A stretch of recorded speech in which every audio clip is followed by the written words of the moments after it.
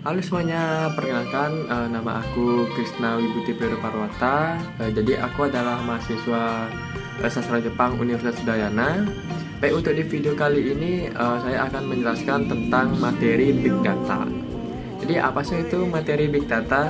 Nah, jadi untuk materi Big Data tersendiri itu memiliki pengertian, yaitu sekumpulan data yang jumlahnya sangat besar, kompleks, dan terus bertambah dengan cepat.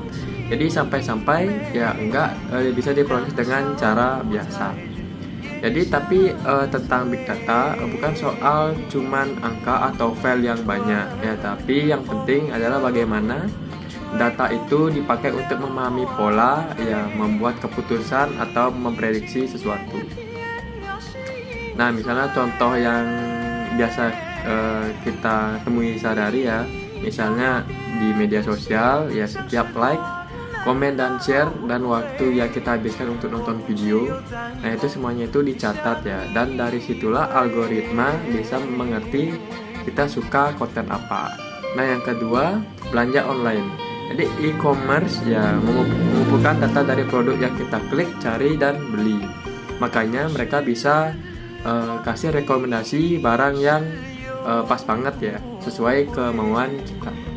Nah, yang ketiga itu ada transportasi online ya, misalnya aplikasi Gojek online yang pakai Big Data untuk menentukan harga ya, melihat lokasi driver dan memprediksi jam ramainya. Nah, yang terakhir itu misalnya ada kesehatan ya, rumah sakit pakai Big Data untuk melihat pola penyakit, memprediksi wabah, dan membuat keputusan medis ya lebih cepat.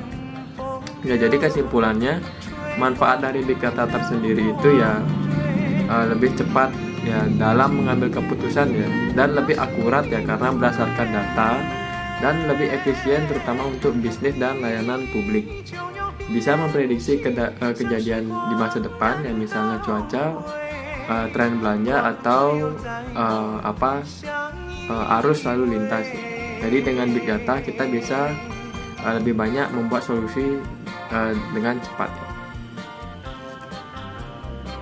Nah, jadi untuk kesimpulannya ya, Big Data sudah menjadi bagian dari hidup kita ya, yang tidak bisa dihindari ya. Nah, jadi menurut kamu ya, Big Data lebih banyak membawa kebaikan atau justru ada dampak negatifnya? Ya, silahkan komen.